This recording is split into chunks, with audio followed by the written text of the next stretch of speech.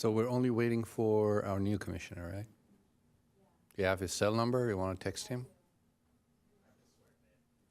Yeah, yeah.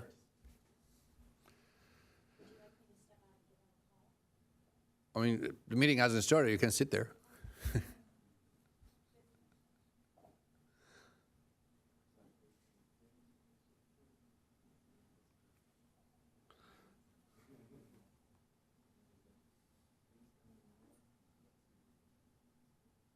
Well, we do have quorum. We just don't want to start without him. The fact that it's his first meeting and he said he will be here.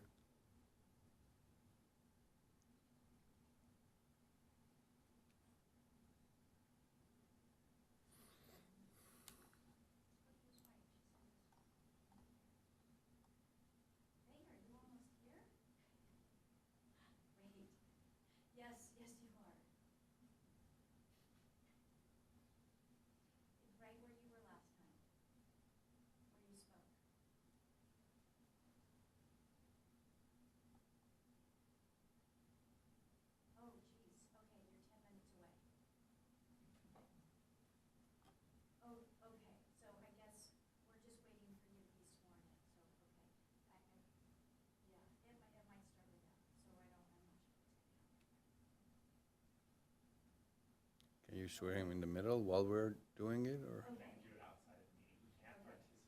No, that's understandable, but we kind of start and somebody.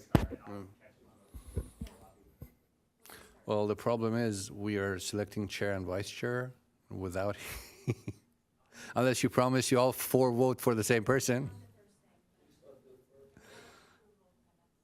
But I mean, that would only take 2 minutes. I mean, if you all four vote for the same person, that would be fine, but I don't think with a 3-1 vote, we will, I'm sure we're not going to have a 3-1 vote, so. You know, all right. No, I think, I mean, there might be some people who are waiting to listen to the meeting, so let's just start. I don't want to wait 15 minutes, because you're, yeah. Appreciate it, thank you. Welcome, everyone. I call the March meeting of the Mobility and Traffic Safety Commission to order. Can we do a roll call, please, Amanda? Yes. Commissioner Johnson is. Commissioner Trouth? Here. Commissioner Wong is out. Vice Chair Hansberger? Present. Commissioner Standifer is out. Commissioner Thiele is out as of now. Commissioner Gross? Here. Thank you.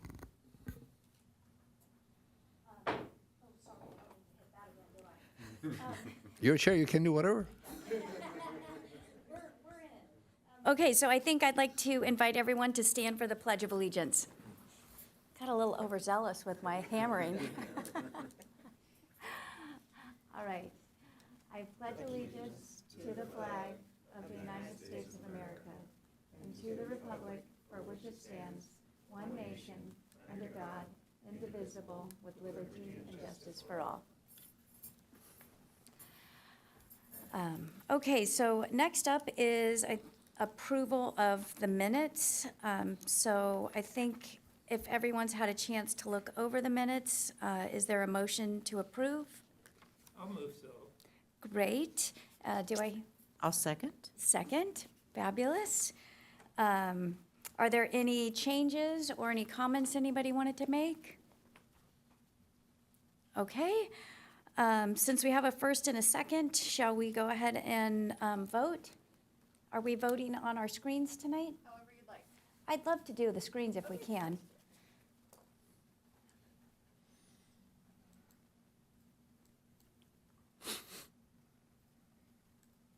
Okay, I don't know. Sorry, I guess I forgot how to vote.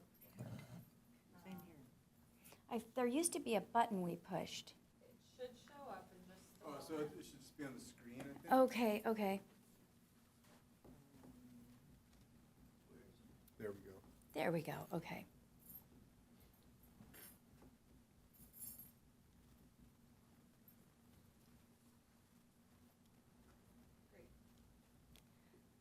Okay, so do I say that or do you say that, Amanda? I say, okay, so the motion passes, 4 yeas and 0 nays. Okay, Good. Next on our agenda, number 5, I think, is oral communications. This is a time for the public to share, but we don't have any oral communications tonight? We do not. Okay, well, then we will just move right along to number 6. So 6A is special presentations and proclamations, and I think we have a presentation from the Sheriff's Department tonight, or? We did receive the record from them, but I don't think anybody's, the sheriff's office the plan was for them to come quarterly, Okay, and they were present last time, so I think they will come every 3 months. Other than that, we just received the report from them. Unless there is something that the commission wants for them to come and present, I can ask them. But yeah, our agreement was a quarterly presence. perfect. So I don't know, like, last time the notes from the commission were a little bit more information on the breakdown of the collisions, which I think they did, or you did it for them, I didn't see that. the categories. No, I don't know how clear they were about what we wanted. Oh, the notes were not clear? Because there was a diagram that they provided to the commission. I think there was a note about a better breakdown of the collisions. I mean, I can check with them on the next round, maybe get a better breakdown. Could we maybe see the map that they provided us? Can you project that up there? And then what I had in my notes is that I think Commissioner Johnson and Wong had asked for better data on a breakdown of bike and e-bike accidents, if I remember correctly. Yeah. Yeah, so I know we asked for that, and I didn't see that on that map. So, one question that came last time, I'm not sure if it was Commissioner Gross or was somebody else, about the access to the collision database of the state and the city. Amanda did check, and the Sweeters database, which our sheriff's office uploads the data to that, is accessible by public. So you can just, it's SWITRS. And you just, with any email address, you can create an email, and it includes all the raw data, which includes every type of public record that's available to public in the collision report.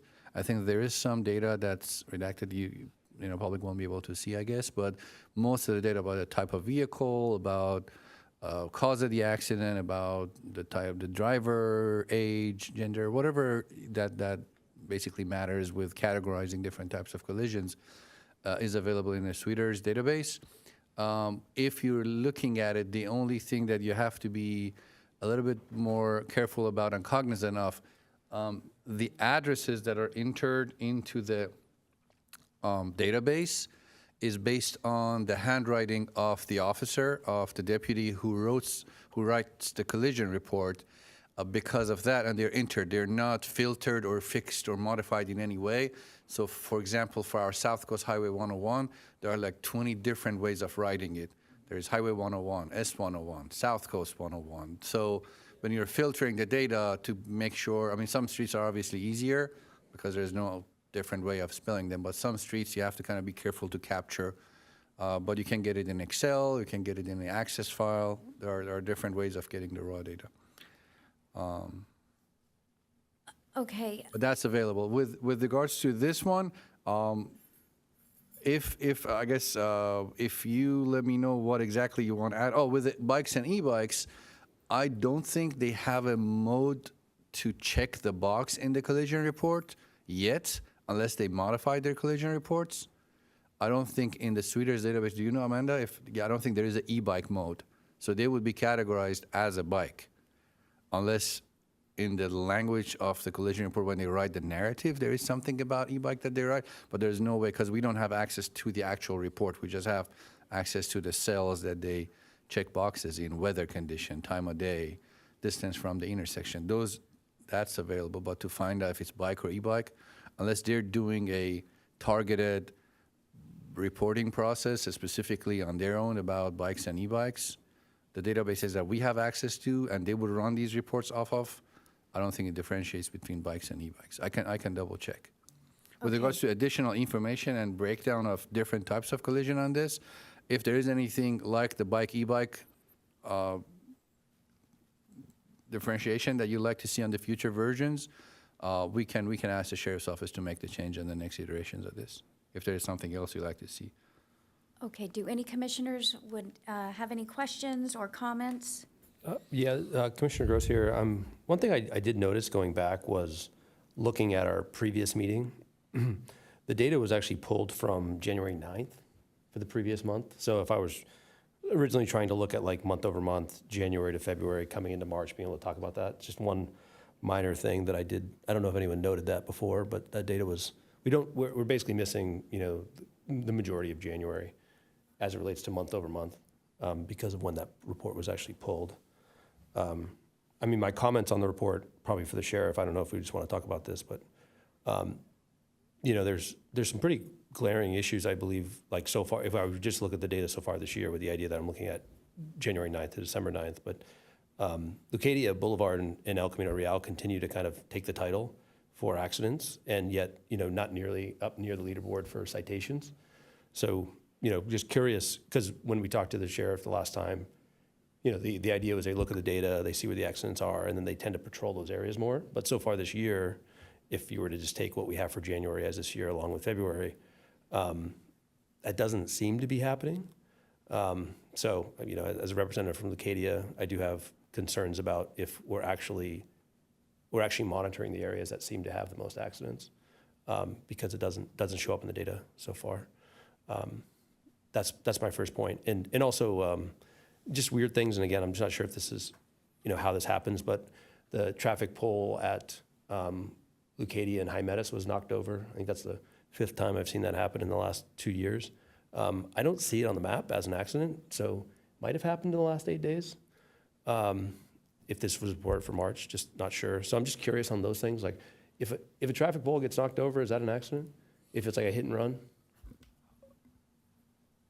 90% plus, if there is a collision report, which in a pole knockdown case, I assume there would be, it would end up on this map sooner or later. There is a chance that that report might not get finalized or approved by the sheriff, because there is a process for them to create the collision report. They don't do it on the spot. They usually take it to the office. The person might be on vacation or something. Might take 2-3 weeks to get prepared, and then has to be reviewed by their traffic sergeant and then the sheriff, and then gets uploaded to the suiter. So there might be a lag between the time of the collision, but those ones will end up here. The ones that might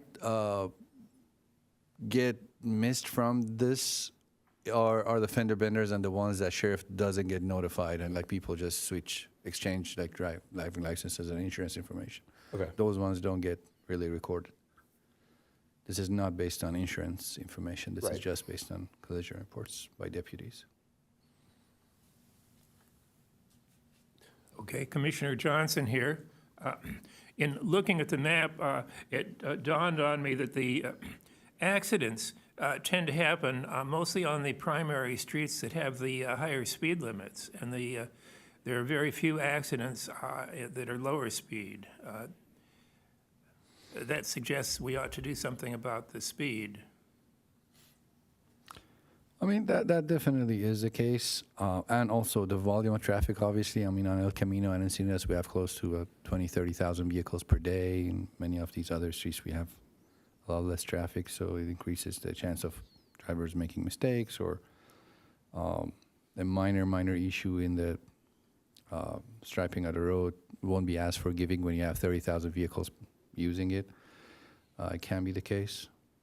But yeah, I mean, obviously lower speed, less collision, that's a given. But okay, in the next commission meeting, when we're asking for one of these from our sheriff's office, we'll make sure that at least the timing of these is continuous, so we can say next time when you're giving this to us, start from March 1st. Is that what you think would be better, to be able to kind of have a? Yeah, I think if we were to just say, hey, let's start to look at the 2023 data, we have, at least within our reports, we have, we're missing 21 days roughly. From the February report has data from January 9th backwards a month. And then this report has, Oh, I see. Okay. has February 1st to March 1st. So from January 9th to end of February is missing. January 9th to the beginning of February. Because this report is backwards looking 30 days, right? So this is going to give us all of February is my guess. Oh, so only Top it 20 says days is March. missing. Yeah. January 9th to end of January. Okay. That's right. Any other Okay. commissioners have comments? I have one other comment, if I may. So I know I brought it up last time with the sheriff, and I know this has some history to it that I wasn't here for. But I would be interested as the Safety and Traffic Commission, and really to layer on what Commissioner Johnson just said, where we might be with how we would have discussions about speed and red light traffic enforcement coming from cameras versus officers. If the answer from the police department is that they only can control so many areas, and yet we continue to see incidents, clearly there are technological solutions to these problems to enforce speed limits, which we know will reduce accidents. What's the role of our commission in terms of being able to actually propose something like that and have those types of discussions? Well, this was actually active in the city for a long time. We had at our two intersections, one was El Camino and Encinitas Boulevard. Trying to remember the other location. We had. Was it Lucadia? And El Camino and Oh, Encinitas Lucadia, and yeah, El correct. Camino were So the the two. two major intersections on Lucadia. And I think it was late 2019, where after multiple discussions, City Council, based on various factors, the most important one, the input from public, decided to shut the program down. So I really don't think the fact that, it was a program that was canceled by council, it's worth reevaluating it unless there is a direction from council again to reconsider a Okay, program so it's like going that. to council though, because again, I did some research, I looked at this, so a quote from Councilman Joe Mosca was, this red light camera is not helping us in any way, especially during this COVID time when people are unemployed. To get a $500 ticket is just ridiculous. I'd love to go on the record and say I think that's a ridiculous statement to make. We had a 23-year-old boy die in January from what I assume is some sort of traffic enforcement issue in a hit and run. I believe in the state of the law and why you would have a $500 ticket for speeding potentially or running red lights. So I don't think Joe Mosca is any longer on the council. And so I think it's something we should revisit with the council because that's not, I don't think that speaks to me and what I would stand for as a safety and traffic commissioner. So maybe this is something we can bring up in Commissioner's Corner and see how to deal with that. So it does relate to what we're doing right now, but I think to take it further, we probably would want to bring it up in Commissioner's Corner. sure. So I appreciate your input on that. Yeah, if I can comment, this is Commissioner Johnson. It struck me that taking down the red light cameras was more a political move than a move towards safety. Okay, thank you. My last, I just wanted to follow up with this before we go any further. We did ask for more data on this, and I know, Abe, you said that we can log in and create our own account and access this data. But I was just wondering, because the sheriffs are pulling this data together to make this great graphic for us, isn't there any way that they can just put each data point into an Excel spreadsheet as well and just let us, I don't want it to make more work for them, is what I'm saying, but I was hoping that because they are accessing these data points, wouldn't there be just a way to just also give us a Excel spreadsheet with just the bare minimum of each of these, either numbered or however? Do you think that we could ask them for that? I'm sure they can generate some sort of a table. I'm not sure how we can correlate these dots, the fact that they're kind of dense in some areas, with the rows on that Excel sheet. I'm sure generating that table is no biggie. They can most probably generate it pretty easy, but I'm trying to think how we can, even like tiny little numbers, if you put these by these dots, it would be confusing to know which dot is what. Well, If it matters, I don't know. Does it matter? Like if you confuse one of them with the one adjacent and you go to the table, probably doesn't matter. I don't know if it would matter because they might also have the street addresses. So those give us an idea, and then we can look on the data table. But I would appreciate that information because I'm just thinking if we were going to log into this website and then we'd be trying to look up each address, whereas if it's already in there for our city, that would just be then the ones we wanted to look through, we could just manage it that way. So, but I, No, understood. We'll ask Sheriff's Office to see if they can attach the table generating this to the PDF. I'm sure they can. okay, thank you.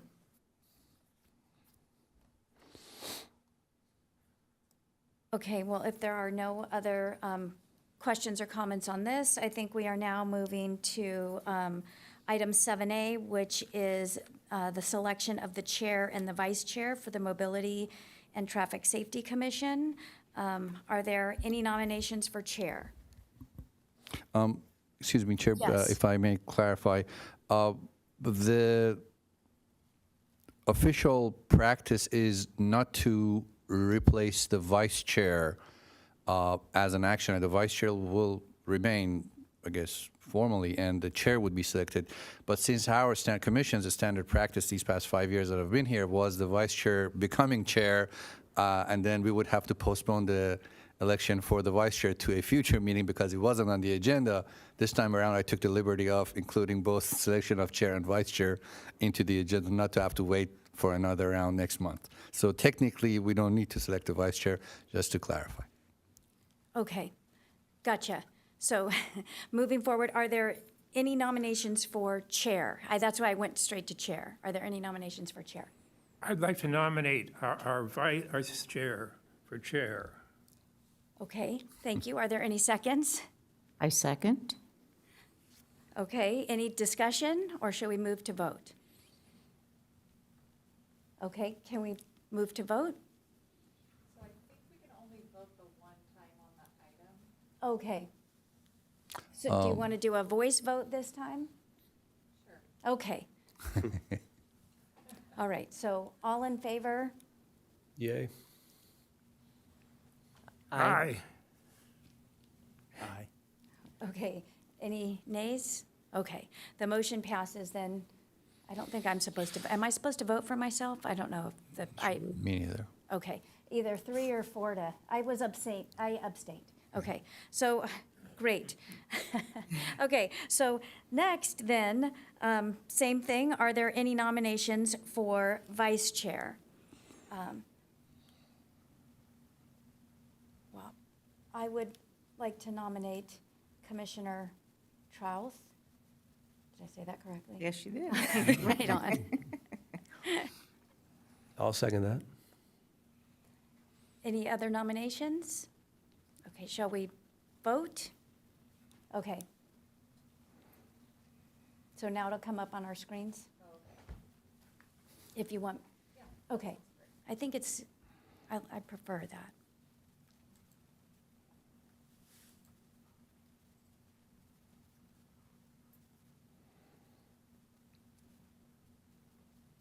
Okay, I still don't see it on my screen. That's because I'm not quite there Oh, yet. okay, that's okay. I'm just, it's on yours. No, this is Oh, past motions. Okay, almost there. okay.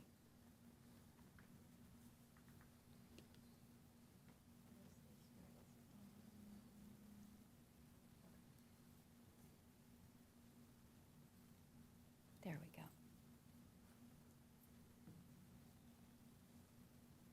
I think you got to try it again, Glenn.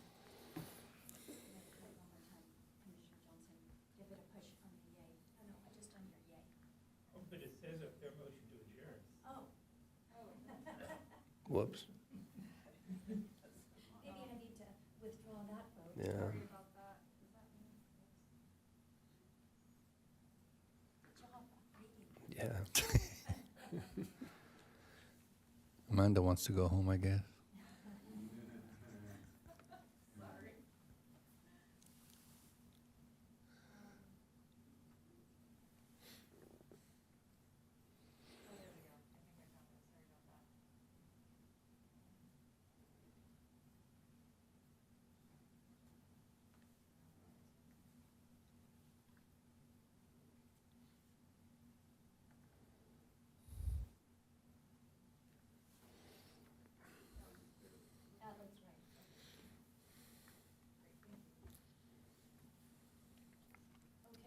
All right, thank you. motion passes, 4 yeas and 0 nays. And I didn't vote. And we had 1 abstain. Perfect. Great. Okay. Thank you. I'm Well, looking congrats to forward our being chair and vice. Please be patient with me as I move forward all of these rules. Okay, so that was 7A. I think we're on to 7B, which is policies to implement flashing stop signs and marked crossings. So I'm Thank you, assuming, Chair. Abe, you have a presentation for us? Yes, it's a relatively comprehensive report, so I'm just going to go through the charts and diagrams and processes of the report. A little bit of background. About a year or so ago, Council, we have a very, not very, but relatively old program called Encinitas Neighborhood Traffic Management Program. It was adopted about 7-8 years ago, I think, by the City Council. And it has multiple traffic management measures in a toolbox that this traffic management process that was established and adopted gives a step-by-step guide to the staff and the residents on how we implement these measures on city street with no regard to, I guess, fiscal considerations. That was the only, I guess, missing piece from that program. When I started, this program was adopted about 3-4 years before I started. When I started, we tried implementing this program as much as we could. There is a lot of links in there with regards to public involvement, which is a good thing, but at the same time can delay a lot of projects happening in the city because of the number of community meetings, neighborhood groups, neighborhood votes, and then at the end of the process, you would start finding funding for the project, which may or may not have been available to begin with. So Council directed us about a year ago to revisit this program and create a modified version that is more implementable. What happened is we very, very slowly decided to move away from the program because not many projects came out of it. And what a year or two after that program was initiated, started being the bread and butter of that program, was this speed cushion program of the city, which I'm sure you've seen around town.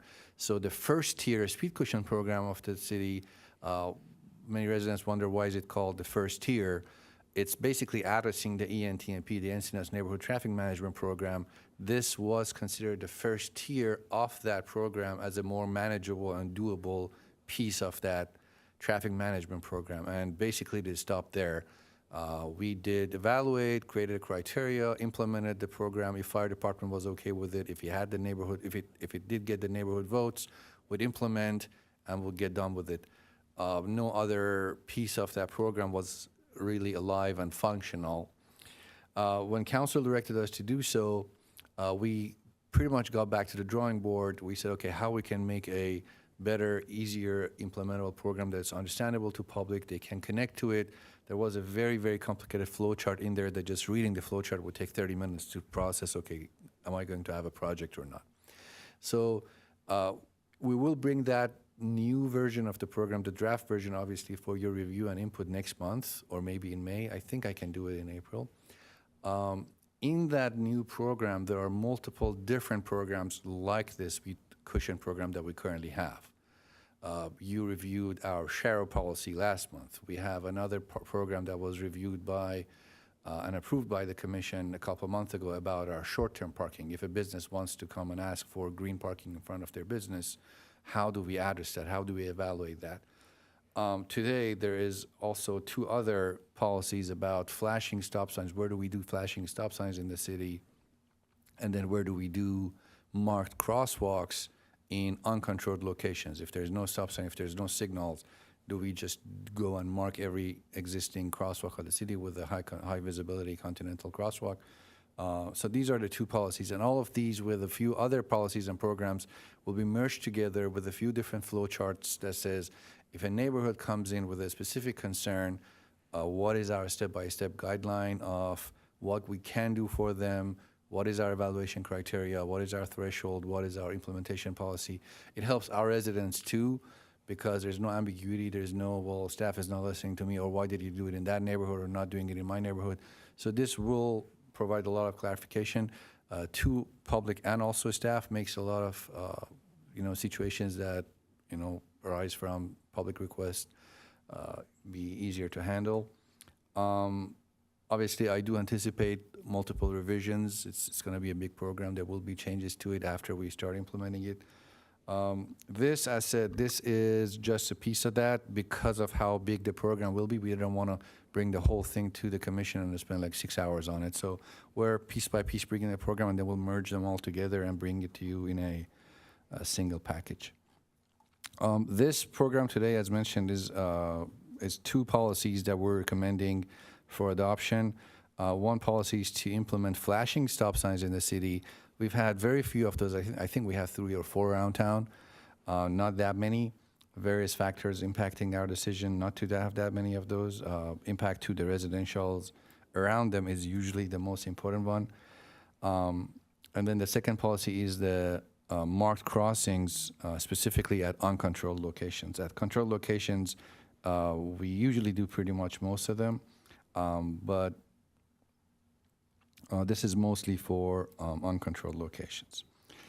To start, for flashing stop signs, we looked at California MUTCD, we looked at a bunch of different cities of what kind of policies they have. There were very limited samples available with regards to how to do flashing stop signs. A lot of cities like ourselves have policies for implementing stop signs, but to convert them to LED borders and creating a flashing stop sign, there wasn't that many. We were able to find some. After checking MUTCD and the sample policies that we found, we came up with 5 criterions that are shown here, and none of these is really written in stone. This is not coming from any kind of national standard or California Vehicle Code. These are basically data and samples and information we've been able to find, and we could connect to and we could relate to feel like this is a good application of flashing a stop sign. So I'm open to any and all suggestions about modifying these or adding to it or removing to it. But these are the ones that we felt made sense. So our idea right now is if a location, we get a request from public or we identify a location, and if 3 out of 5 of these criterions are met, this is a potential location for converting it to a flashing stop sign. Abe, could you project those up there for us? Oh, I'm sorry. That's So okay. you're not.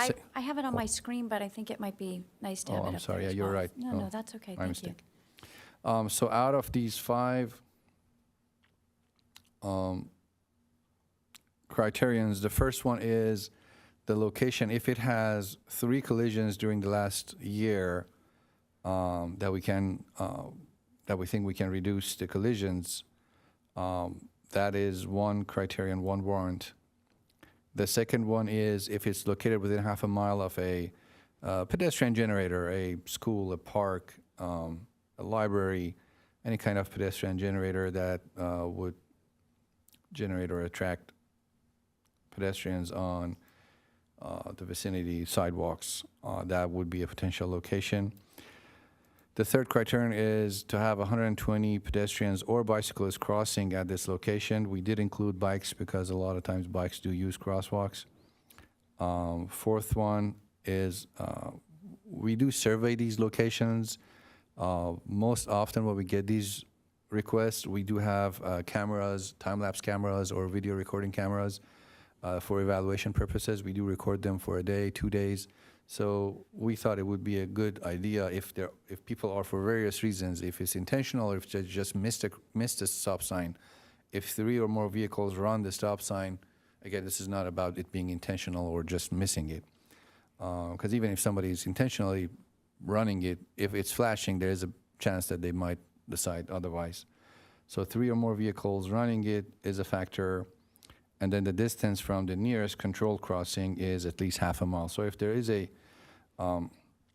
very close, sorry, I said crossing, the nearest intersection. If there is a intersection far from this stop sign, sometimes it happens to us too. When you drive for a relatively long distance without any kind of control, you forget about the possibility of getting into a stop sign intersection. And if one shows up, especially in rural areas, it happens a lot. You're driving at 30, 40 miles an hour for a 10, 15-minute period. All of a sudden, a stop sign appears. You're not ready for it. So this flashing stop sign we thought would help if we have we don't have that many of these locations around town due to the city size, but there are a few locations where the nearest intersection control is about half a mile away. So back to the start point, 3 out of these 5, if they're met, we consider the location potentially a good location for a flashing stop sign. Before getting to the second policy, I think it's a good time to stop and discuss this, and then get to the crosswalk, because that one's more complicated than this. I'm open to questions and comments, Chair. Any commissioners have comments? Mr. Johnson? Yes, how does this relate to the Safe Routes to School plan? Good question. At the moment, the only connection to the Safe Routes to School is the warrant 2, where it says the locations that are within half a mile of a school would get 1 out of the 5 points, basically. 3 out of 5 would make it to the flashing stop sign. So that's the only place. If you recommend a different approach where it gives more than, I guess, a 20% weight to the schools, I'm open to suggestions, and we can discuss this, or we can look into it. I mention that because when I was in high school, I walked 3 miles each way every day, and that's well beyond your half-mile radius. I doubt that too many people do that, Commissioner.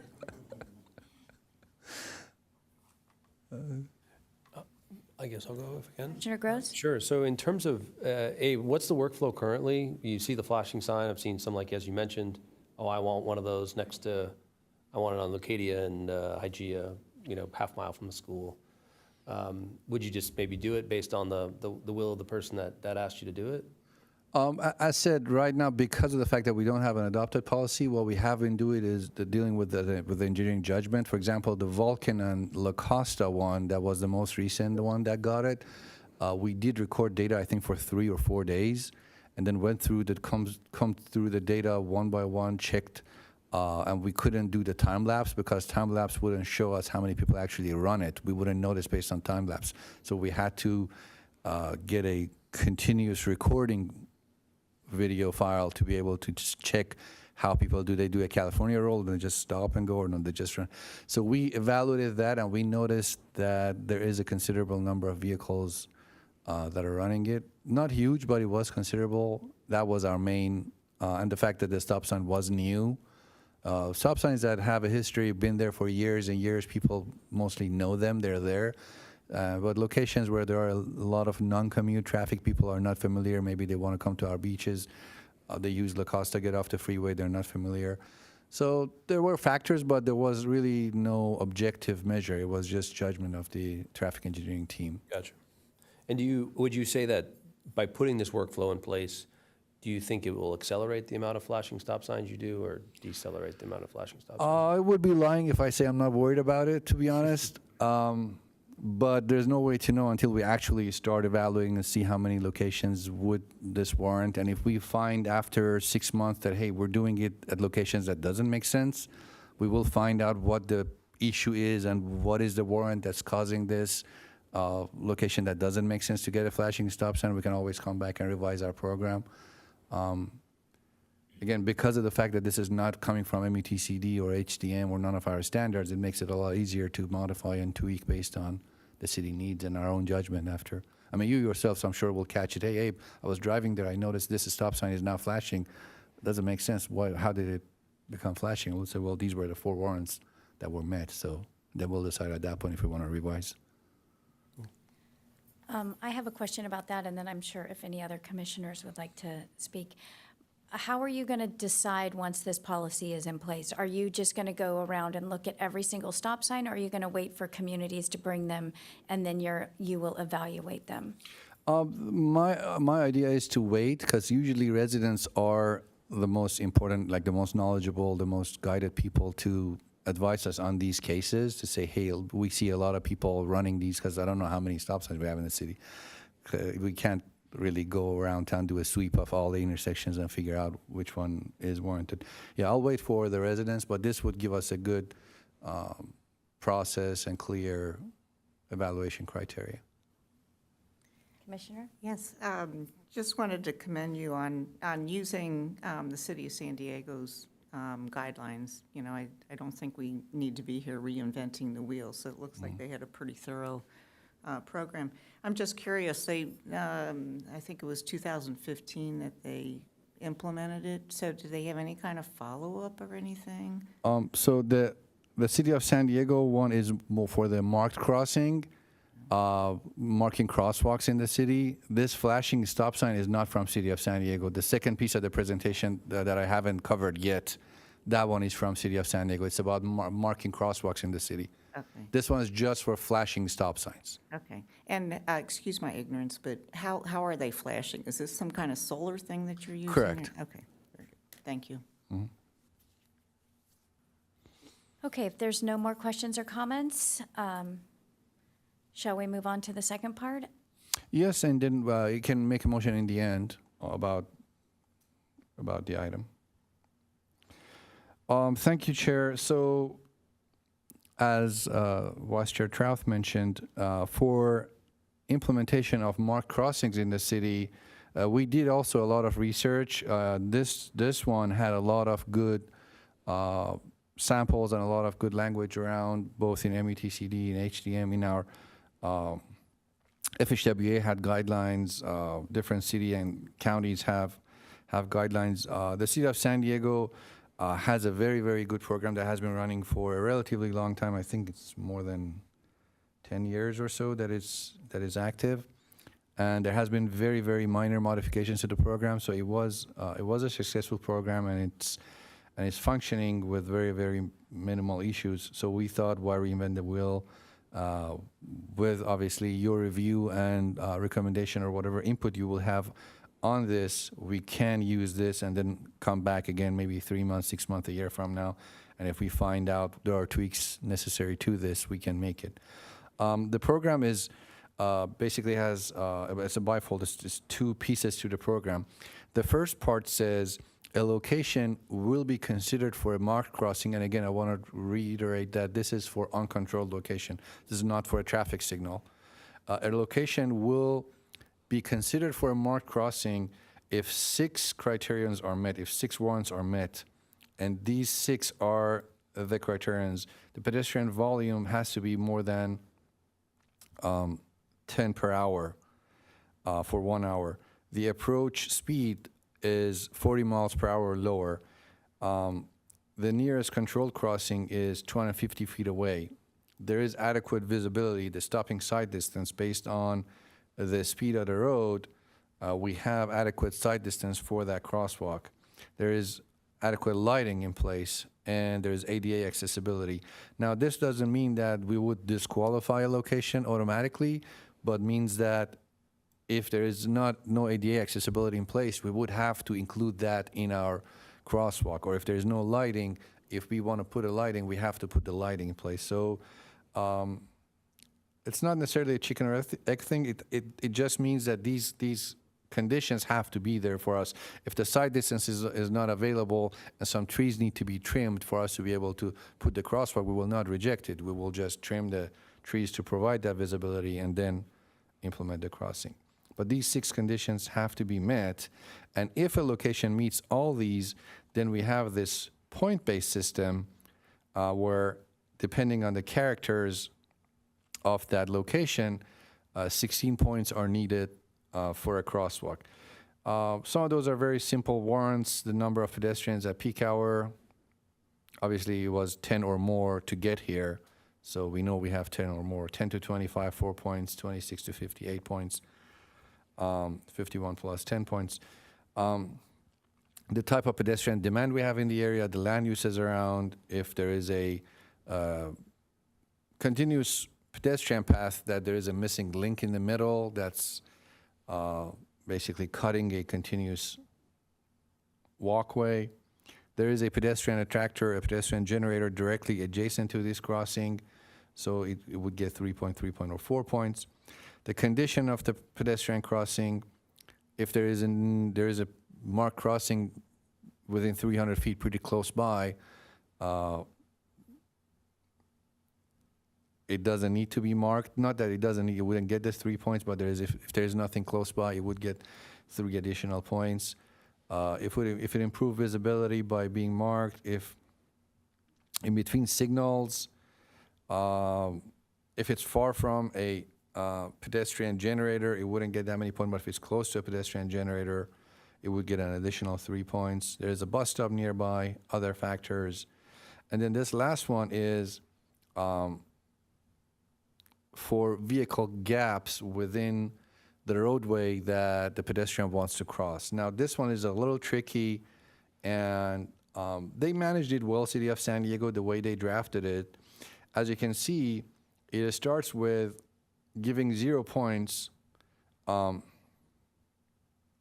if there is 0 to 1 gap. Now, one might say, well, if there's really no gap in traffic, the crosswalk is a good thing. Their argument was, if there is really no gap in traffic, it's not a safe place for an uncontrolled crosswalk because vehicles are so back-to-back, probably at a relatively high speed, that we do not want to introduce a crossing and send somebody in there. If there is 1 or 2 gaps, minimal gaps, only 1 point. When the gaps get to a relatively reasonable number, 3 or 4 or 5 gaps in a 5-minute period, pretty much like 1 gap per minute or 2 gaps per minute, you get the maximum number of points. And then the further gaps in traffic appears, you get less points. Now, this one is a different reason. This one says if you have too many gaps, that means there's not that many cars on the road. First of all, you can cross even without a crosswalk. If you have like 10 gaps, 20 gaps in 5 minutes, that might not be a very good argument to say, well, since there are gaps, I'm asking you to cross without a marked crossing. The second reason is usually the speed. When there are a lot of gaps in traffic, that usually means you have these outliers that go a lot faster than the speed limit because there's nobody around them, there's nobody behind them, it's a free flow, and that kind of increases the risk. So that's their judgment behind this bell-shaped scoring criteria when it comes to points based on the number of gaps in a 5-minute period at the crossing location. But then again, this is not written in stone. This is not a national standard. This is City of San Diego. We can revise this. And then if a location, now let's say the location had the 6 conditions, qualified to be checked for the point system, got the 16 points, now he's getting a crossing. Now it goes one step further where it gives us the treatments that that location needs to implement that crossing. So yield signs, RFBs, race crossing, speed feedback signs accompanying that, other traffic calming measures. So there is a table. I'm just going to go straight to it. This is the table that says based on the volume of traffic on the road, and this is for a location where it met the 16 points. So now we know it meets the 6 criteria and it had the 16 points. Now we want to do a crosswalk there.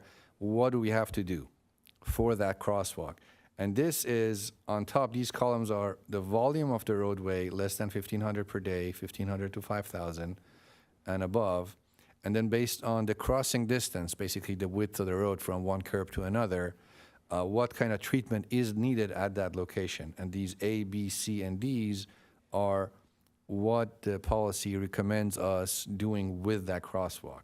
Where to do a yield to pedestrian sign, where to do a RFB, rectangle flashing beacon, a radar feedback sign.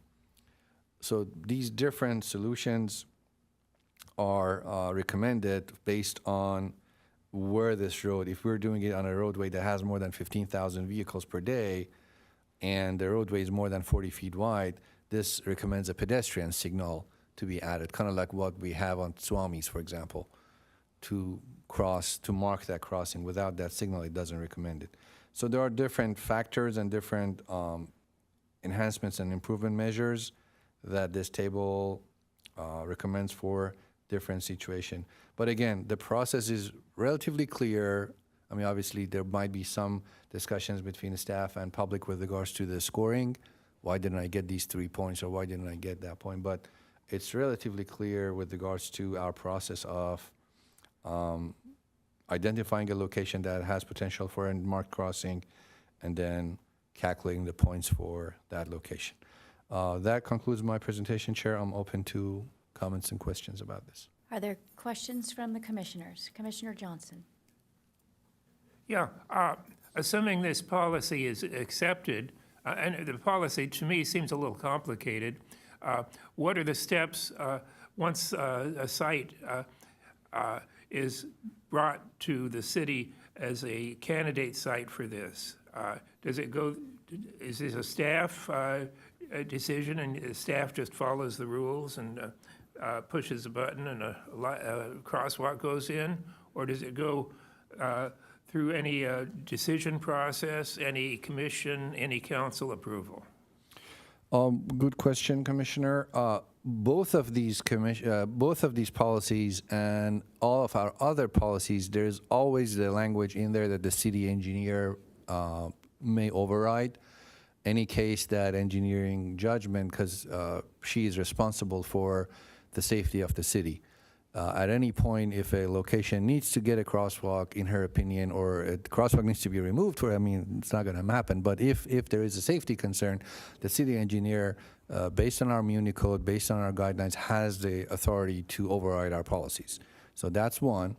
And it's included in the language. I'm not sure if it's mentioned in the report, but it is in the ENTMP, and it will be in our policy language. For this specific case, this policy, we will not bring every intersection or every crossing location to the commission or city council. This will be recommended or not recommended by the commission, will be incorporated into our ENTMP, and the package itself will come back to you, and then with your blessing, hopefully goes to council and gets adopted there.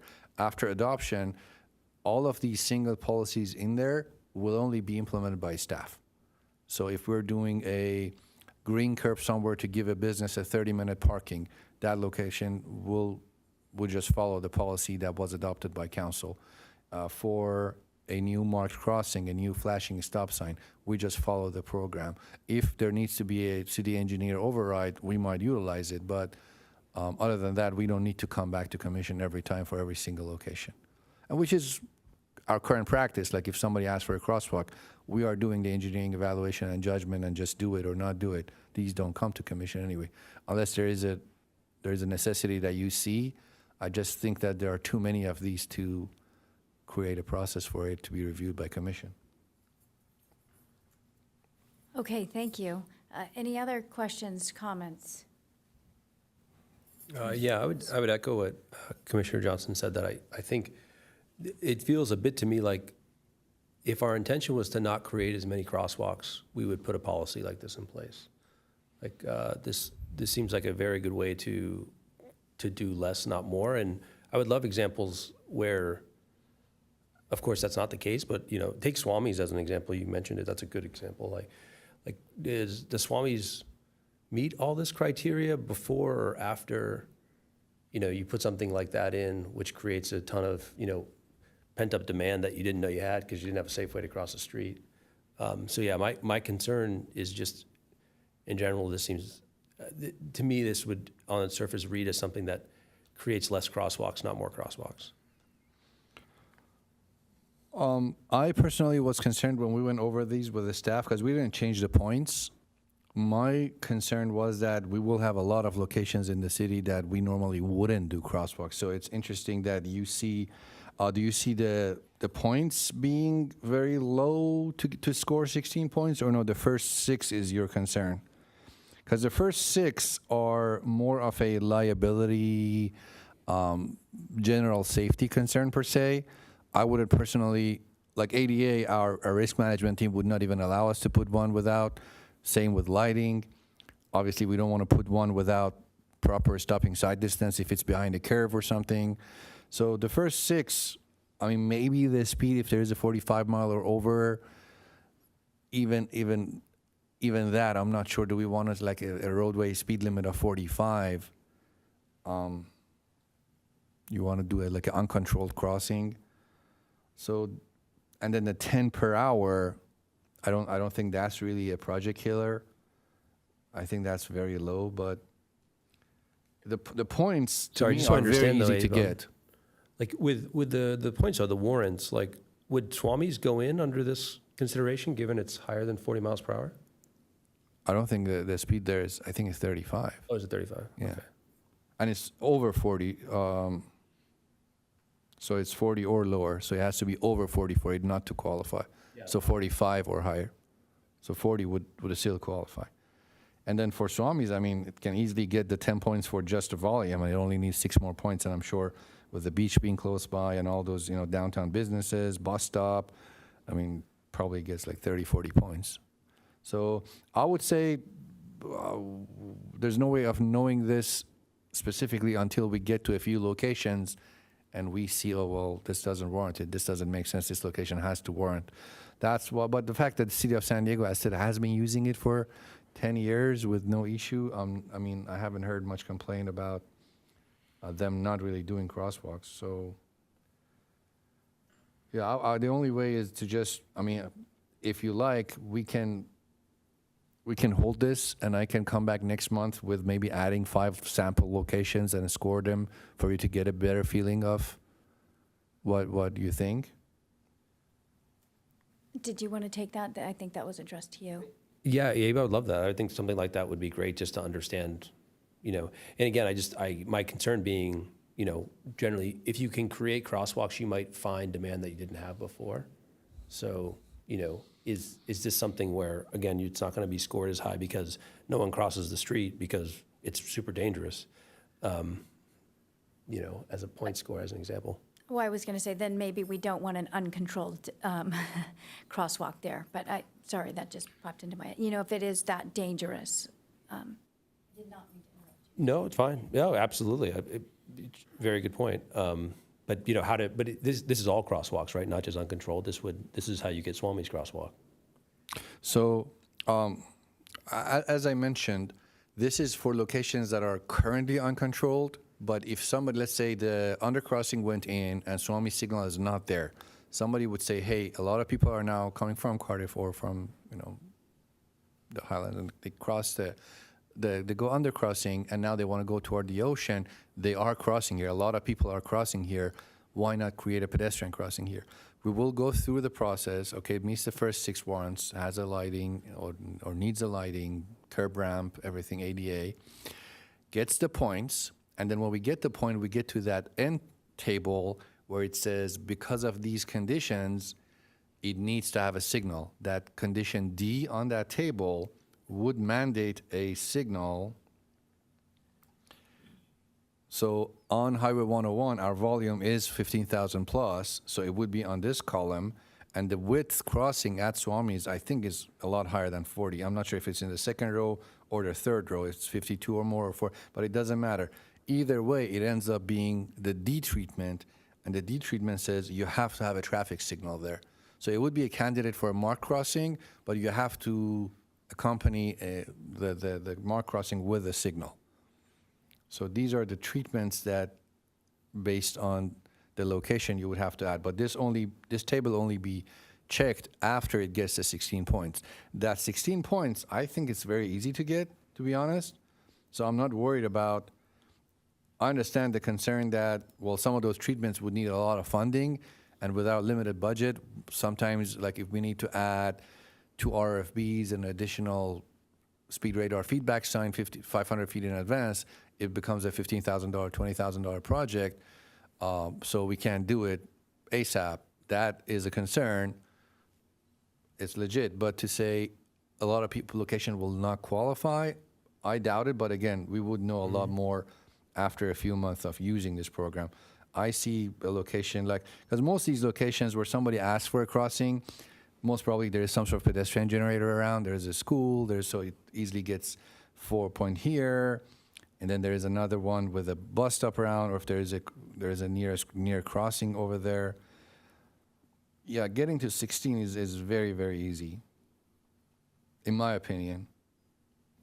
But yeah, I mean, another thing that we can do is I would get this input next month when we come back, or in May when we come back with the final ENTMP version, we can have an attachment that gives you a few samples. What I would like your help with is to give us a few sample locations that you feel like are good potential candidates that we can use those. It doesn't need to be 5, just give me 2 or 3. Just you can email us and we'll look at those 3 and we'll bring the cheat sheet. Okay, this is the analysis that we did this many points it gets. Anybody have any other comments? Commissioner Johnson here. And I'm looking at it, and this looks like a very nice objective standard for a large city because it takes the human decision out of it. But Encinitas is a small city, and the citizens have a lot of interests, and so anytime we change something, it's someone's gonna stand up here at City Council and want to know more about it. And perhaps this isn't the best policy for a small town like Encinitas. Anybody have any other comments? Okay, I have a few. You go ahead. Yeah, I think that having something that's kind of like a independent review, like what we're talking about here, I think there is some value associated with it. My concern, and Glenn, you kind of mentioned it, is, we do have a very active community that responds to things. And I think to have something that's standardized and that's something that's been used in another city, I think there could be some value associated with that, especially, we're here to make decisions for the whole community. We do tend to hear from certain people, but we still represent the whole city, you know what I mean? So anyhow, I think an independent review, this type of documentation, I think is good. Okay, I agree with Commissioner Troth. I think that it is great to have criteria to make thoughtful decisions, and I also think it's important to run our city like we are a bigger city, because it's good to have criteria and know how you can get a crosswalk if you would like a crosswalk, what criteria has to be met. As I look at the point scale, I think the 6 warrants will be met easily, as you were saying, Abe. I don't think that's a difficult one, or the top 6 criteria. And then looking at the 16 points below, I think there is quite a bit of wiggle room. Just other documented factors right there, it gives you 3 points for something. It seems like you have a bit of wiggle room. And as you stated, the city engineers have the right to override any decision. So if maybe it didn't quite meet it, but we did want a crosswalk there, then you have the right to override it, which I like. I do agree, Commissioner Gross, that if you build it, they will come. That is one of my true feelings, me trying to cross La Costa regularly where there is no crosswalk, and I don't know if it would even meet any of this criteria. I think it would be nice to have one there, so I'll send you that location, see if it meets it. But I'm all for numbers. I really like numbers. I really like to see a plan. I like to have things laid out, and I think that this is a great idea. And I really like your suggestion of just bringing back data and showing us how it would work at 5 locations, because we did have some commissioners that had some concerns. So I always appreciate that. I had one other just question about the chart. When you are looking at the policy, table 2, the crossing treatment, when you go down and look at that, I just wasn't quite sure between A and B. They both said it looked like signage. So A says you definitely have to put a sign up, and then B said at least one of the following is required. So that's a sign in the median. And then it also gave the option or a flashing beacon or a raised crosswalk. And so you could actually do a B crosswalk, am I understanding that, with only a sign, not actually putting anything that was flashing or raising it. Is that correct? Yeah, B doesn't need necessarily the RFB or a raised crosswalk. What I want to look into is because it says yield to pedestrian if median is present. Yeah. So does that mean if there's no median, does this bullet apply doesn't it apply anymore? Or Right. I'll check this. Okay. And the R16 sign is a little bigger with regards to its size and visibility compared to the W11-2. So maybe that's how B is a little bit, I guess, more visible and effective than A. Maybe that's the idea. But yeah, you're right. They're both signs.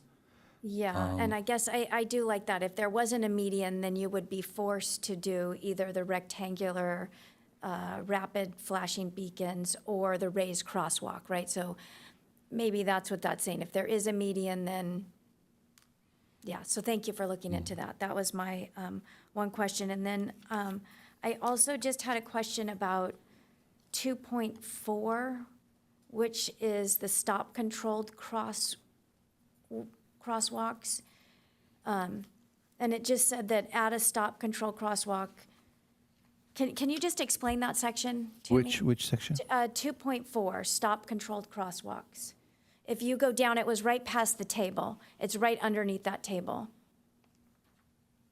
Oh, on the policy, on the San Diego policy? Yeah, on the San Diego policy.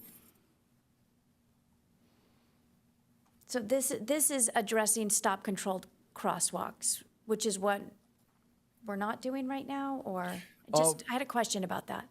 No, we usually, because of the fact that at the stop signs, usually the stop bar comes close to the intersection.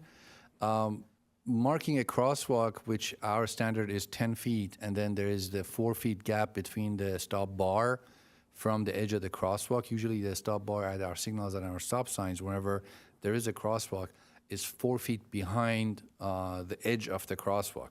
So that puts the car and the driver about 15 feet inside the minor road. A lot of time that causes a sight distance concern for us.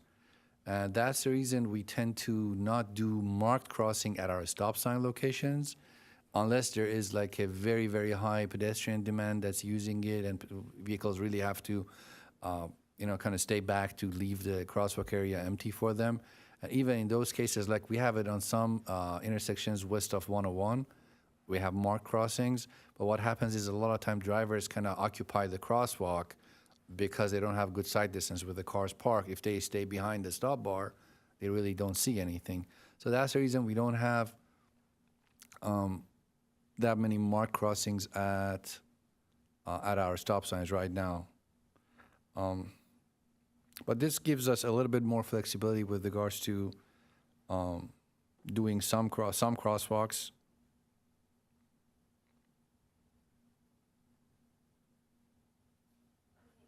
You. I guess as a pedestrian, I just like to see a crosswalk, even if it is at a stop sign. Even And at a so stop sign.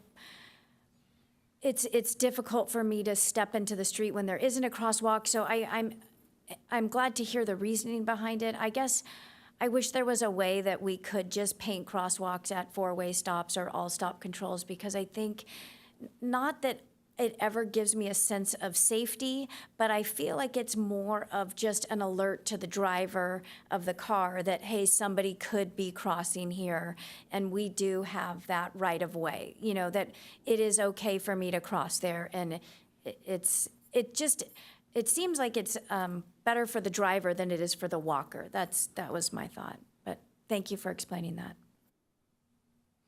Yeah, I mean, most cities are the same way. The main reason I said is sight distance. Even the city of San Diego policy doesn't give a lot of weight to marking crosswalks at a stop sign. As you can see in this policy, that it just says if there is like a active demand at a location and there is one location, and if you think by marking the other ones, people would use the other crossings.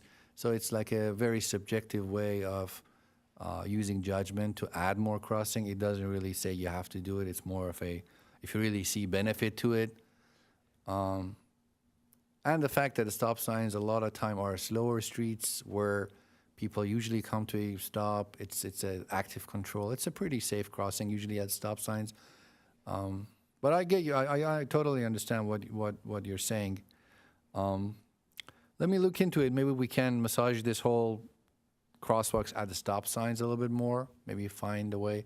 Yeah, my main concern is a crosswalk, is a sight distance, because that would mean we have to move, because usually we have to remove the stop word and move it like 20 feet away. And a lot of times drivers don't want to encroach into the crosswalk area now that the stop bar and the stop legend is 20 feet back and they don't see anything, and you might be compromising their safety when they want to get a gap and exit. I understand, and I'm sure each stop sign and situation is unique, but I do appreciate you looking into that. Any other comments, questions? Okay, so I guess the recommended motion here is going to be, I guess we were supposed to provide recommendations and suggestions. That's what our motion was. So I guess what we are recommending is that we will have you look into 5 locations and bring it back to us next time?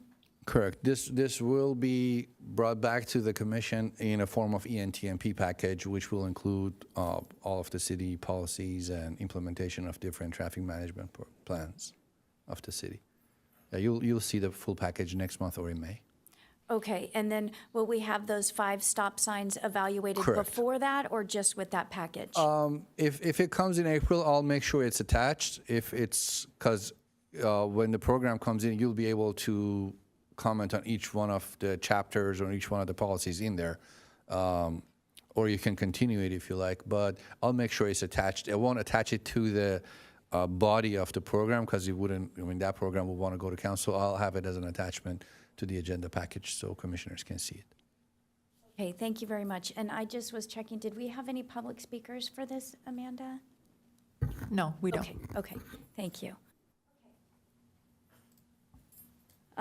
So I move to approve our provided recommendations and suggestions. Do I need to make a motion on this one? I don't think so. Okay, great. Good, perfect. Okay, so next, I think we're done with 7B. And I think we're on to 8A, the city and traffic engineering report, and 8A is safety and mobility project updates.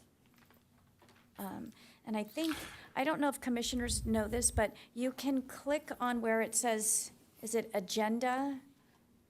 And you can then see and then click on that document so it comes up on your screen. Oh, click on the documents, and then it will be bigger on your screen. I don't know if anybody knows how to do that, but it's really helpful for me. Does anyone need help with that? Does anybody need help getting that big on their screen? Because it's, Yeah. do you want me to show you how to do that? The document? Oh, or I can. I'm like, I volunteered you. And then you click on view document, and then it will come up. Oh, whoops, but that was the wrong agenda item. So, go. Cancel that. Yeah, just cancel. Anybody want me to help them with that, or do you guys see? Yeah.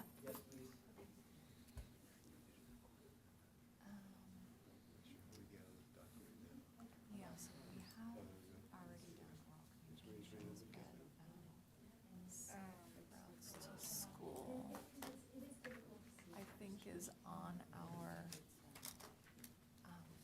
Did that come up for you? we'll do it for this item now. Yeah. And then click on documents.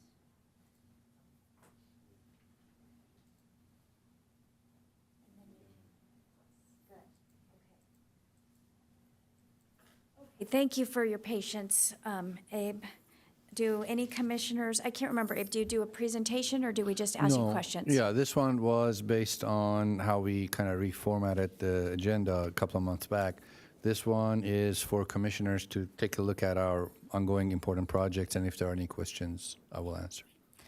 Okay, commissioners, any questions? And Chair, excuse me, we do have one public speaker Okay, why don't we start with that? Okay. That would be great. We have Aaron Webshe. Hebshi. Sorry about that. Not too many people get it on the first try. Don't worry about it. I'm just here to, Aaron Hebshi, Leucadia, District 1. Thank you, commissioners. I wanted to give a shout out to Abe and some of the commissioners who showed up at Pawlucky Central last Wednesday. We're working really hard to try to figure out how to make that route to school safer for kids on bikes and walking in the morning.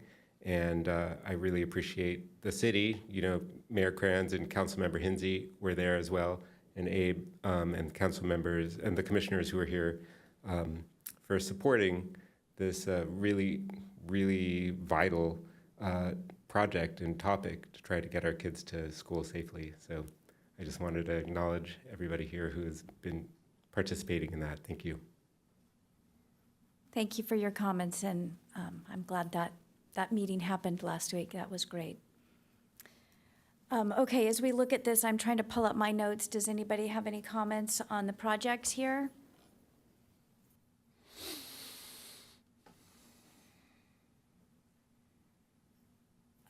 As I look at this, I have a comment, so I guess I'll go since everybody else is quiet here. I wanted to look back. If you look at, it says Vulcan Edge Enhancement south of La Costa, July 2022. That one says that it's completed.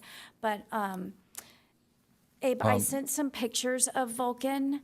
I don't know if think- you got them in the email, but Are you checking a log chair, or is it the traffic engineer updates? Because I think Vulcan is on the log, right? it's, okay, I was also looking right here. Oh, on at the bottom, you're right. The on bottom, comp- on the update. So I think that this is related to that, because the pictures I sent were the edge enhancements and the changing of Vulcan, which also leads to the safety of safe routes to school for kids along Vulcan. I sent you an email this afternoon of a few pictures. So, and as you probably noticed, this was refreshed about just 2 weeks ago. It's just that the pavement condition is so bad with the gravel and sand and dust that's on the road that no matter how many times we refresh this, it's just gets removed in a few weeks. We are discussing with the contractor to see how this happened. Maybe the heavy rain was so quick after the actual painting job that it decided to reappear on us this quick. But we are looking into it to hopefully refresh the paint or do another round of black. What I'm happy about is that Vulcan will be repaved in summer. oh, great. Yeah, and it will have a fresh new pavement. And this time around, obviously, with the new striping on it, there's no chance of it being removed or faded or the old one coming back up. There will be a new, I think, a 3-inch or 4-inch pavement on Okay, great. Vulcan. Yes. That is great news that it's going to get repaved, because I know you guys keep doing it, and it just, Correct. the lines, you can't see where to drive. It's very dangerous. And then I just wanted to circle back to the signal modifications that are happening. Do you have a list of which signals are actually getting modified? I'm really happy to see that this is moving forward here. Yes. But is that on the website, or just so, I've had quite a few people ask which signals are going to get upgraded and modified, so. We are updating our traffic engineering website with the page. I'm not sure if the project information has been added yet, but it will be added very soon. But for your information and other commissioners, the 4 signals that will be getting protected permissive left turn phasing, kind of like the one that we have at City Hall access, a few seconds of dedicated green and then flashing. So these 4 intersections will be Vulcan and Encinitas Boulevard, right by the train track. Leucadia and Vulcan. The 2 Vulcan legs will get protected left turn phasing onto Leucadia. Leucadia at Quail. That one will get protected left turn phasing at Quail, for Quail. And then the last one is the hospital. and the shopping center on the other side. Both the hospital exit and the shopping center exit will get protected left turn onto Santa Fe. So they will both have protected permissive left turn phasing. The poles are ordered. The new signal equipment is ordered. Unfortunately, like everything else, they're back ordered by a couple of months. So the signal poles should arrive within 4 months, and then everything else is ready. The project is fully funded, and I'm pretty sure it will be turned on before the end of the year. Okay, I'm interested to see what the accident data along Leucadia is going to be after those are implemented. I think it's going to make the corridor much safer, so I think that's a great improvement.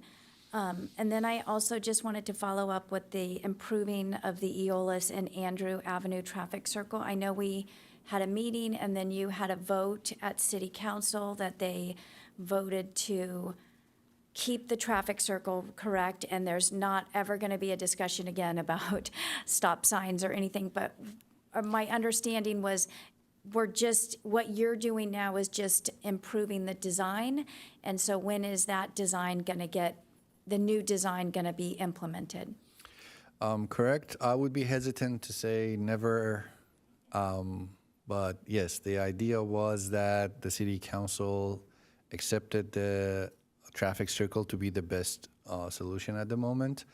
The redesign is already done. The contractor is scheduling the work to shift the circle about 2-3 feet to one direction and another 1 or 2 feet to another direction. We will use the existing material as was discussed at council, reshape the circle. If the neighborhood after 3 months feel like it's functioning better, or maybe the original version was better, we'll cross that bridge when we get there. The next step would be for us to come back to council in 3-4 months and present our findings, and at that point, I'm planning on presenting 1 or 2 alternatives for a minor quick build beautification, obviously pending budget approval. At that point, we're going to see how the budget allows us to improve that circle. Thank you for those updates. Any other commissioners? Comment. What is, I'm looking at the phase 2, sorry, it's a bit loud. The phase 2 of South Coast Highway and 101 cycle track. It says here that this month you're going to move forward with that. Where are you at with that? You're going to request authorization to Caltrans. Is that moving forward? Yes. So this project was designed about a year ago, reviewed by commission, went to city council, design approved by council, construction funding requested from Caltrans, approved. Caltrans gave us the money. Project went out to bid. The bids came out about, I think, $300,000 over the $1 million funding that we had. Council approved the additional budget. Contractor is starting construction later this month. The last conversation I had earlier today was 27th. So that's the day that they will start building the new cycle track. And what are the details of those track? Where is it? And is it going to be similar to? No, what is it's going to be the difference is this one is a two-way cycle track on the west side. The design is available online, or Amanda can send you the final version of the design. But yeah, it's a two-way cycle track. The major, I guess, improvement compared to the first version is on the first version, we didn't have room to keep our bike lanes. So we had to convert our bike lanes to sharrows.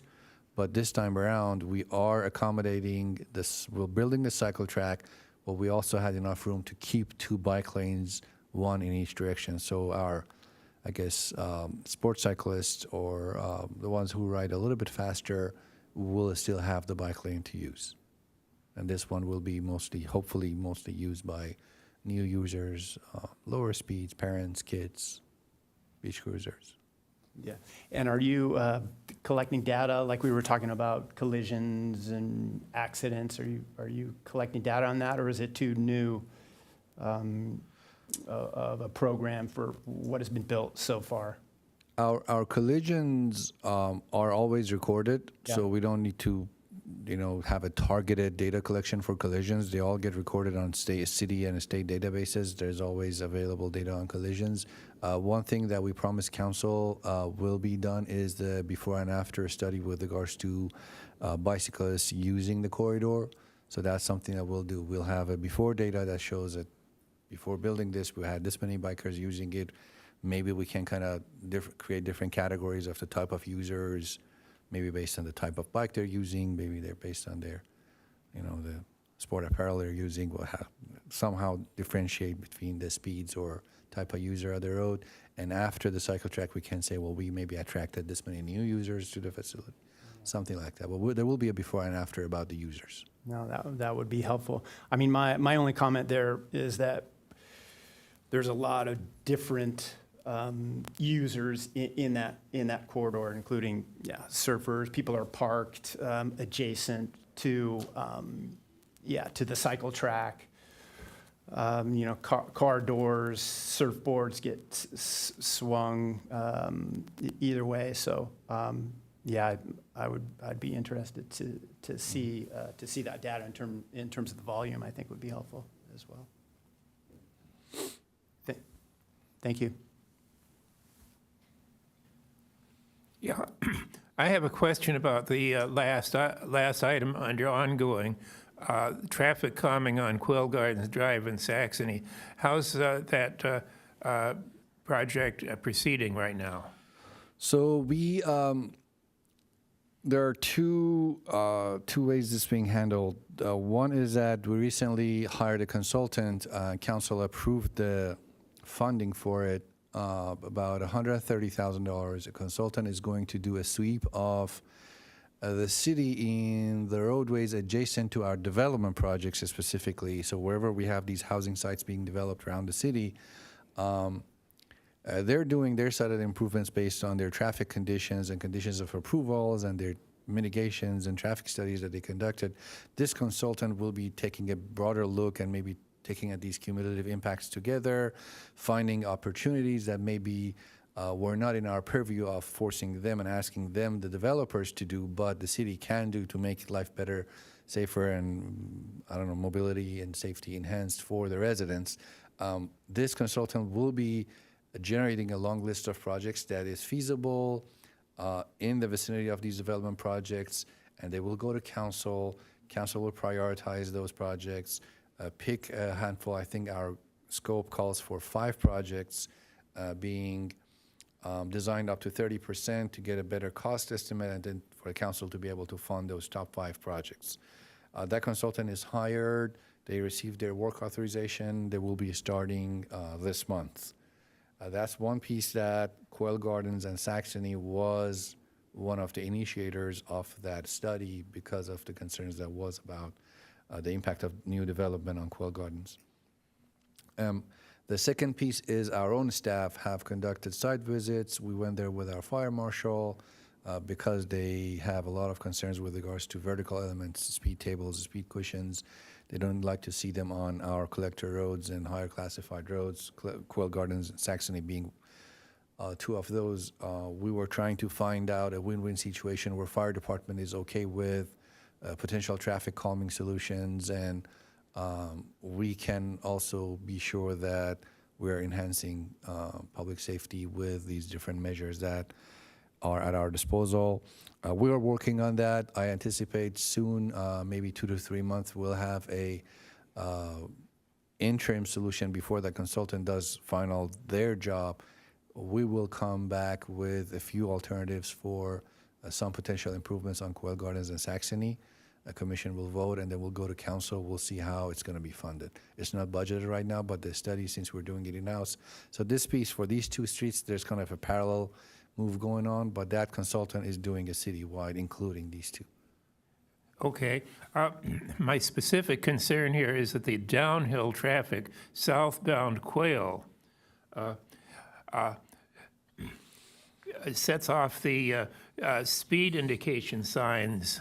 The speed limit there is, 35, and the sign, I think, needs another digit on the left of the number.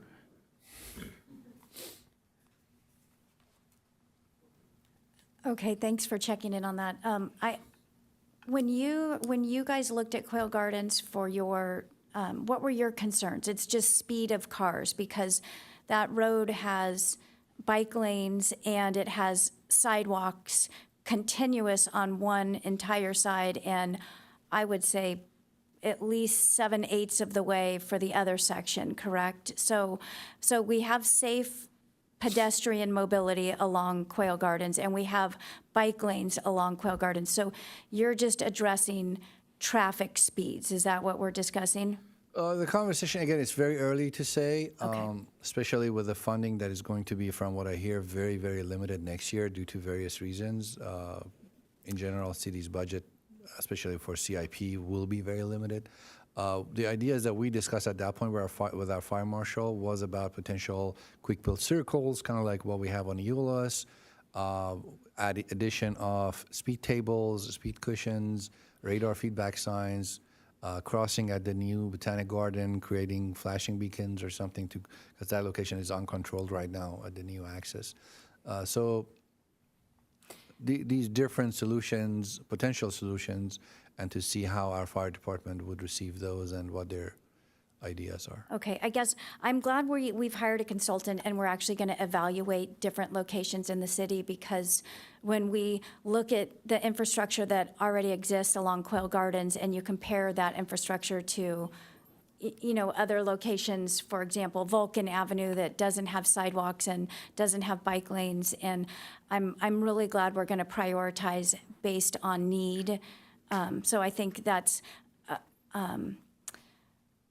it's really a thoughtful way to approach the situation. And again, you know, when we look at areas that need improvements, it's not always communities that can come out and speak for themselves. So I'm glad that the city has hired a consultant to evaluate the needs and the equitable redistribution of safety enhancements around our city. So thank you for that.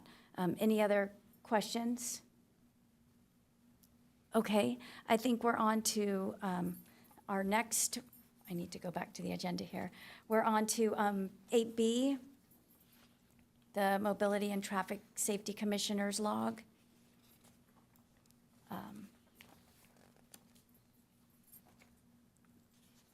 Any commissioners have comments? Want to give us a moment to open it up here?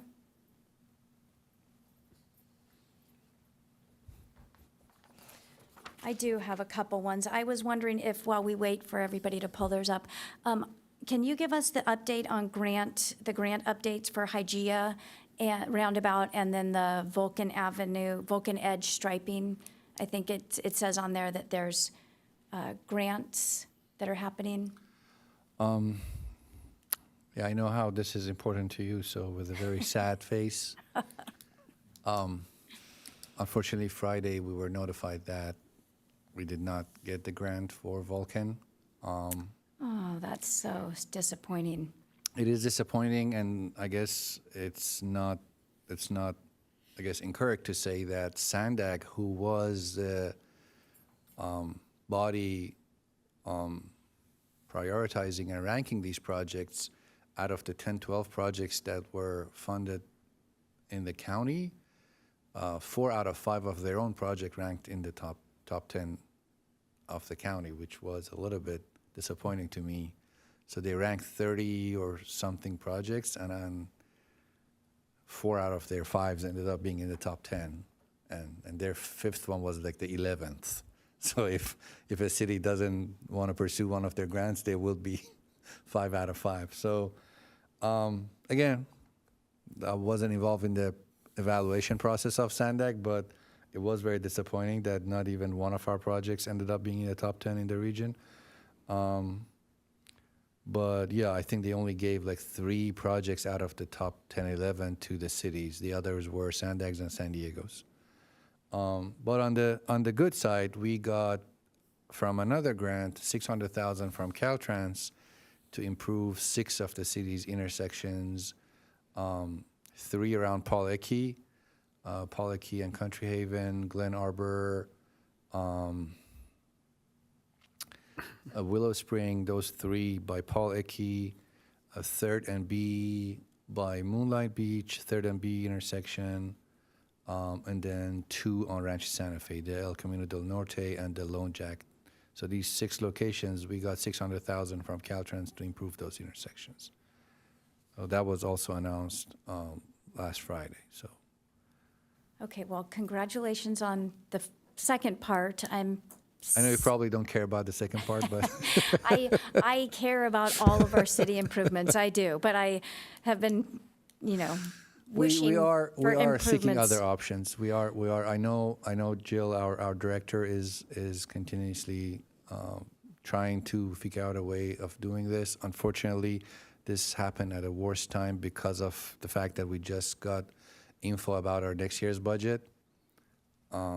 It's going to be very, very tight, and yeah, I'm not sure what, but it is on our radar. So, Well, hopefully Jill can find some more grants to apply for. I appreciate that you guys keep going that route. It really is. I know it takes a lot of work, and I appreciate the effort that the city does for that. And then my other near and dear to my heart is the Hygeia roundabout. How is that? I know there was still one grant pending. Is that one still pending? I think other than ATP, we have another one that's pending. Yes, but yeah, the ATP was not successful. Okay, thank you for that. And then I think that's it for me now. Any other commissioners' questions? Yeah, I have one on the traffic calming near City Dieguito Academy and the other schools. Just curious if, clearly you have a resident here concerned about getting kids to schools. Is that progressing at all or making any traction? Yes, so I do believe we were able to secure some funding for a few minor projects around our schools to improve some signage, some minor striping work. Yes, I'm not sure about the timing, but it will be very soon. I think the work order was issued, if I'm not mistaken, so it should happen very soon. Nice. Thank you. Do we have any new information about the mobility element update? I can check with the planning team to see what stage is the study. I'm not actively involved in that. More as a invitee, I'm asked by our planning team to be present at some of the meetings if they feel the need for it. Yeah, it's not a traffic team's project. It's it's our development services department project. Okay, and just circling back to Vulcan, because it is a safe routes to school. So as grant funding, or as the city looks for grant funding, I was hoping that maybe we could also just focus on that route of funding for that section of Vulcan. So I'm sure that's in your radar, but I just thought maybe I'd mention that again, because especially with the meeting that happened down right there on the corner of Pawlecki. So we have a lot of kids in the neighborhood that are trying to get to school along Vulcan or Hygeia. So that would be, both of those can be hopefully looked at as safe routes to school. I don't know if there's any grant funding that direction. And then my other question was on number 63. It says the bike lane south of El Camino Real at Manchester. And it says the design is completed. And I just was wondering, so it's down in the gray part, so the design is completed, but what's happening with that? So this is a part of the striping plan that was reviewed by commission last month. And we incorporated the suggestions from the commission, and it's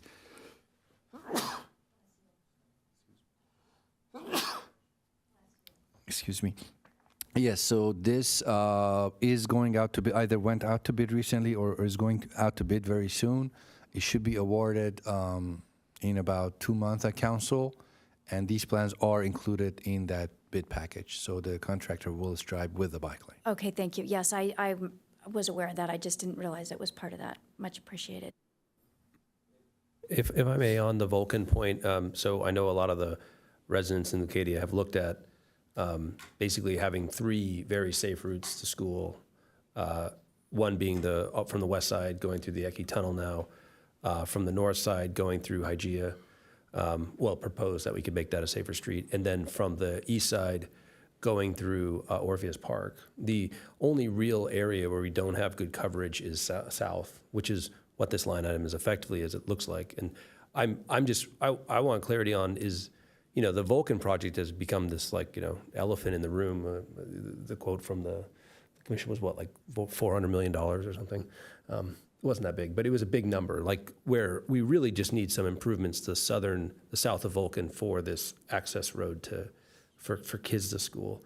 Is this idea of we're not getting funding, is this the bigger Vulcan project, or would this be any improvements to Vulcan south of Eki? So the big one with the whole fixing the drainage situation on Vulcan, and I think there's a new drain line, there's a new sewer line that has to be added. The whole road has to be basically torn up and a new road has to be built. That's a big project. This one is basically building some sort of a DG path or some sort of ADA compliant path, accessible path on the west side of Vulcan, north of Leucadia, by realigning the cars into a parallel parking way and just opening up space. On the south of Leucadia, we do have pretty much all the way on the west side some sort of a walkway. It's not very clean, but pretty much all of it, we do have something. So it's basically improving this existing one on the north side, building a DG path. This is where I'm not sure if it's going to be funded because of our current situation, because the small one that we built on La Costa and the other one that we built recently on San Alejo by the lagoon, they're very small stretches. Each one cost us over $100,000. So just realigning the cars and building a stretch that long with DG, we're probably looking at, I don't know, close to $1 million maybe, if not more. And that's without any kind of ADA improvement, any kind of ramp work, any kind of, that's why, we were hopeful that our grant would cover it, but it didn't happen. So, but I don't know, it might happen, but I don't, at the moment, there's no funding. Okay, and I did want to just touch back with the south of Leucadia Boulevard along Vulcan. There is black asphalt there, which is definitely an improvement over what happens on the north side. However, my one concern, and I was hoping to address this with the sheriff, but I don't know, maybe you can let us know who we should follow up with. That area is often overrun with cars that have driven up and over the curb. You're not supposed to park there, but cars are actually driving up and over and parking in that situation, which is unsafe for kids on bikes, it's unsafe for cars, and it's just not, well, it's not legal. And so how do we get enforcement of that? Because we finally have one tiny stretch of asphalt that now gets blocked by cars. So, we finally have a little bit of a walking path. So how do we work out enforcement of that? Because, again, I just don't want to prioritize cars. I'm afraid if cars continue to park there, they're just going to take it over. So I can check with Sheriff's Office if they need additional no parking signage. I'm sure we can accommodate that, add a few no parking signs to clarify. And it would be nice if they could actually, maybe first issue warnings, but then issue tickets, because people are not following the rules, and obviously they know they shouldn't go there because they're driving up and over a curb. So, thank you.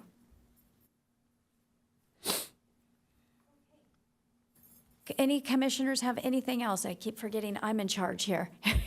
I keep waiting for somebody else to keep us going. Okay, so no more comments on the follow-up log? Okay, well, I guess then I will say we're on to Commissioner's Corner. Any commissioners would like to bring anything up on Commissioner's Corner? I think you appropriately made me say I should wait till Commissioner's Corner to talk about red light and traffic violations Okay. cameras. So we'll let So you take over. I guess I would like to just bring it up. Again, I think this, I realized that there were some red light traffic cameras in the city of Encinitas. Those were taken out at council's wishes in 2020, I believe, based on what I could research. And again, I think it's something that I think our job is to figure out ways to make the city as safe as possible. I think there's peer-reviewed empirical data that says red light and traffic cameras help calm traffic, help take dangerous people off the roads. And I would just be curious what our position would be as a Safety and Traffic Commission in terms of re-looking at that. I don't know if this is how it works on this commission, but when I was on the Environmental Commission, if a commissioner had something like this, they would begin what was called a commissioner-initiated agenda item. And I did that for a number of things on there. And you would maybe find another commissioner interested in doing it with you. We would then work with Abe. There was a format for us. I would do the research, work with Abe, and bring the data and basically bring a commissioner-initiated agenda item to our commission to then have a discussion about it, so that it was, for lack of a better word, it was kind of like we did the legwork as commissioners, and then we would bring it to city staff, and they would help us clean it up. So is that an option here? Is that something that Commissioner Gross could do, a commissioner-initiated agenda item, or would you prefer to do the research? I think that Commissioner Gross has some ideas what he's thinking of here, so. No, that commissioner initiated item is absolutely an option. We do have that option for our commissioners, and it happened before. Former Chair Von Neumann at some point brought a commissioner initiated item for a few high visibility crosswalks around town on 101 specifically, and a few other locations for us to evaluate, prepare a cost estimate for, and do an evaluation. At that point, we didn't have this policy, so our evaluation was basically judgment-based. But no, commissioners can do commissioner-initiated items. That being said, the fact that this item has a recent council action on it, in the interest of time and not to do something that would put commission in front of council, I would suggest a different approach. We have had similar cases where commissioners had a position, but there was a need for council direction on it. Commissioners collectively, with the signature of chair, drafted a letter to council as the traffic commission, as the mobility commission body, and recommended something and asked for direction. At that point, if council replies back or provides direction to the commission, we'd like you to revisit this. That gives us a clear green light to start more evaluation, more time and energy being, spent and consumed on this topic to create a new program maybe, or just a foundation of a new program for that matter, to see what the taste of council is. But if council at that point doesn't respond or says, yeah, we don't think it's a good thing to start, why would we want to, spend a lot of energy on, preparing that foundation when the desire is not there? Because I was there at those 3-4 meetings where this was discussed. It wasn't easy for council to make the decision. They had, all the thoughts that you have now, they did have. And even Councilmember Mosca, I'm sure there were other comments that he made that was a lot more in line with your thoughts. But collectively, in the end, the decision was to, even the first time that was discussed, the very strong request from public was to remove the program, eliminate it. But council at that point didn't accept and just asked for a program to be continued for about a year and then revisited it after. So we had to come back after 1 year, provide the new information, a lot of data, a lot of charts, diagrams about before and after the program and how the program was effective, not effective. And then in the end, they decided to shut it down. And I think another reason was a lot of cities in the county did that. I think the only 2 cities are left are Del Mar and Solana Beach right now. I'm not sure if about other cities. Most cities removed their cameras. Not to get into the weeds of why it happened, but I do think there were some legal issues with them as well. But I also think that Commissioner Gross might have some, besides just the red light cameras, I think there might be other technology available. And correct me if I'm wrong, but maybe is that what you were thinking, that there's different technology, or just going back to the same old red light cameras? I think there's a lot of things that have improved. I don't think California is a good example of potentially how we should be doing things. Other cities, we have a pedestrian fatality rate 25% higher than the national average, and yet we're the richest, the most technologically advanced state in the union. I know there was a lot of legal ramifications. I've read some of those cases. So I mean, if it's a letter, I'm willing to draft a letter. I'm willing to do the work. If you guys think it's a waste of my time or you don't think it's a good idea, I won't do it. But you know, we make all Between kinds of putting decisions. a whole report together and, you know, spending time on, unless you think that would give us a better shot at getting that direction from council, having more legwork done and more research and more options and ideas might be better. I don't know. I personally feel it's not there.